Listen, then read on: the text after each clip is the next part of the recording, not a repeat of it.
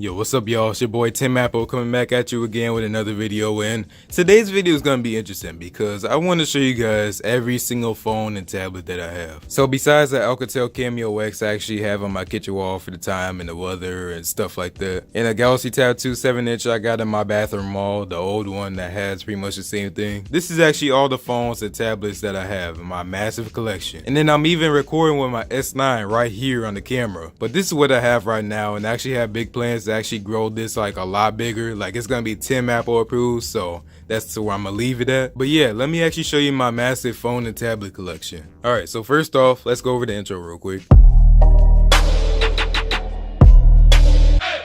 Alright, now let's do the video. So I got a little bit of all the phone brands, well the most popular anyway. But we're gonna start off with Galaxy, so here's all the Samsung Galaxies here, so let's start off with the Galaxy S. These are some iconic phones. These are what started the whole Galaxy thing. And I actually had to get some water from the refrigerator because I was getting kind of thirsty. But yeah, so I had the US Cellular carrier version, which was all different and weird for some reason, and then I have a regular Galaxy S here. This I bricked somehow, but this is just fine, so yeah, that's my status right now. And take a look at this compared to the Galaxy S10 Plus. That's like a huge difference, man. That the years though. And over here's the Galaxy S2. So it's a Sprint version here, and they changed it again for the Galaxy S2, which I never understood why they did that. I don't know why the phones look different for the different carriers, but well, I mean that's just how they did it, I guess. I'm glad they don't do it now though. But I mean, pretty good phone. Never really used it much, but it's a good phone. And here's the Galaxy S3. So wait, hold on a second, chill out. But here's the Galaxy S3, and I remember I wanted this so bad when this came out, and then I eventually got it, but I had to return it. I don't remember why I returned it, but I just know I returned it. And this is one of the phones that really put Samsung on the map, because this is like a really good phone. I still love this phone to this day. It's bricked right now, I'm trying to work on that, but still, it's like a really nice phone. Next is the Galaxy S4, and again, I have two of the same phones. Except for this one is US Cellular, and this one's T-Mobile. And T-Mobile, I don't know why they did it, but this is still stuck on Android KitKat, and this has a lollipop. So I think T-Mobile was like the only carrier not to put it on here, which is trash. But yeah, it never got lollipop, which is like a real disappointment to me. I don't think Samsung allows things like that anymore, but still, that was like really crappy. And then obviously this one's like cracked up real bad, and this one's obviously pretty clean, but it overheats for me, so I think there's something wrong with mine. But this is also what put Samsung on the map. This is actually one of my main phones back like in 2015, I think, so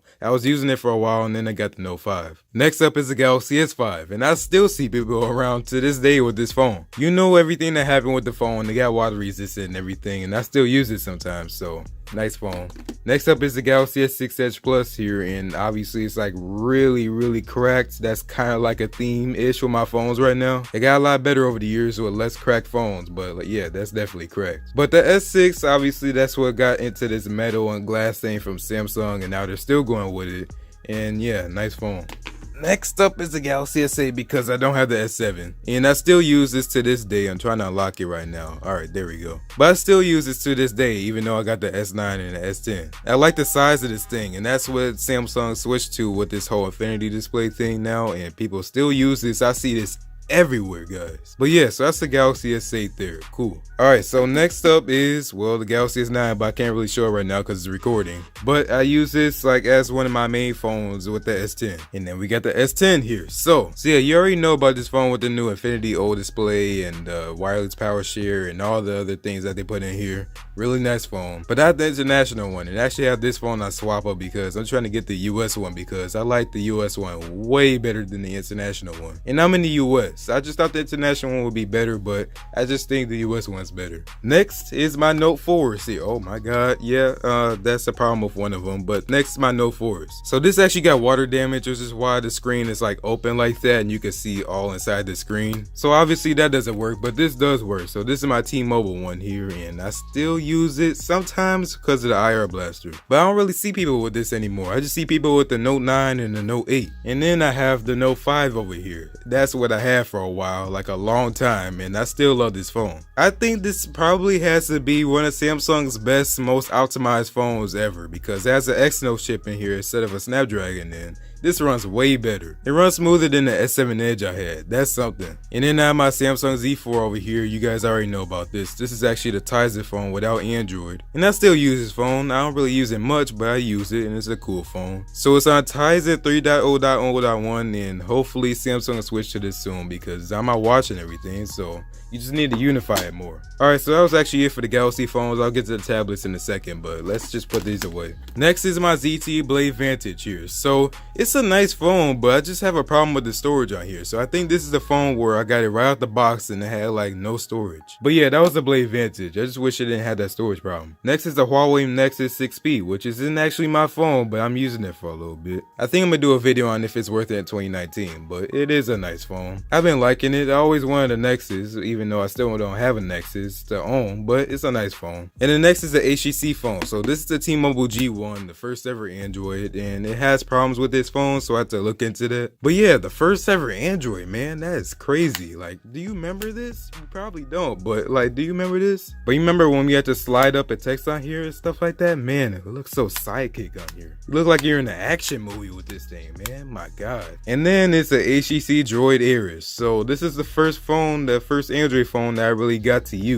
The first smartphone, really. But look at this tiny little phone, man. Like, this is what I really started out with. So it's a pretty cool phone. Obviously it's really slow today, but still cool. Actually, no, I can't say it's that slow because it actually performs decently. And then I have all of my Motorola phones. So believe it or not, I was actually a Motorola fanboy for like 2 seconds and then switched to Samsung. But this is really my first smartphone. So this is the Motorola Droid Maxx. Yeah, Droid Maxx. But I didn't really like this phone that much because it overheated a lot and it just slagged, it slowed down. I didn't really like it. And at the time, I really remembered that I wanted a Samsung phone. Like, I even had a Samsung theme on here. I have a boot loop issue on mine, so I can't use this right now, but it's still a good phone. But I really like that phone. That's still a good phone. I still like that thing. But next up is a Motorola Droid Razr Maxx, and my God, this thing is so beat up. I mean, look at this. I remember I ran over my bike with this thing. Like, that's why it's so bad. But again, it was a pretty good phone. I didn't really care for it all that much, but still it was a really good phone. So I think it has Android 4 point something. I'm not sure right now. But yeah, so that's the Droid Razr Maxx. And then we have the original Motorola Droid here, which is also a throwback. I just got this not that long ago. Like, if you saw my video while I was in Texas, I actually showed this off, and I mean, I really never got to stay on, so it's something wrong with this thing. And then over here, I got a Windows phone, guys. A Windows phone. So I really don't have any problems with Windows phones. I actually love Windows phones, but I just wish they had more apps and Microsoft didn't kill it off. But yeah, this is my Nokia. I really don't even remember what phone this is, but I just know it's a Windows phone, which I use it sometimes, okay? I actually use Spotify and stuff like that on here. Right now it's dead, so if I try to turn it on, it's not doing nothing, but it's still a nice phone. Like, I don't really get any problems with it. But alright, so that was all the phones. Now let me actually get into the tablets. And I want to say something real quick. So if Microsoft didn't kill off the Windows phone and they actually had an ecosystem of like watches and stuff, and Windows phone actually had a decent amount of apps, I'd probably be on Windows phone right now. I still want to get the Microsoft Lumia 950 XL, so I'll let you know about that. But alright, so there is actually one tablet missing, which is actually the Fire HD8, so I actually gave that to somebody, so that's why it's not here. But I had the Galaxy Note 10.1 2014 edition, and it is cracked, but shout out to Sean B. Nice. He actually gave this to me for free, so he's so nice. But let's see who remembers this thing.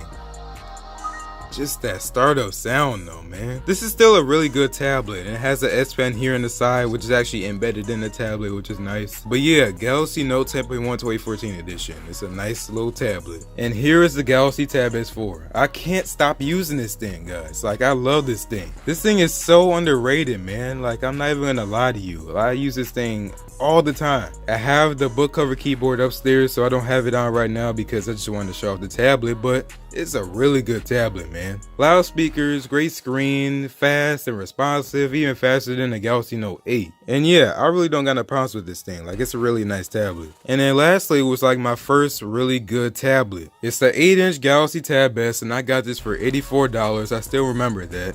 And this is a really nice tablet. I had some problems with animation lag on here, which I think was just my unit, but I had a problem with it. And if you look down here, I actually cracked the AMOLED on this thing by actually slipping and falling on some ice in winter. So I did a video on that if you want to see it. But yeah, I'm starting to run low. But that was my whole collection. And this is all the boxes for my stuff, and I don't have everything here because I either sold it or traded it or lost it or lost it on an airplane, or maybe I broke it, or just little things like that. But yeah, y'all, that's pretty much it for the video. So I'm gonna actually do a video on all my Samsung products and my Samsung ecosystem, so stay tuned for that. I think that'll be in the next video, but that was pretty much it. So thanks for watching. I'll see y'all in the next one. Peace out.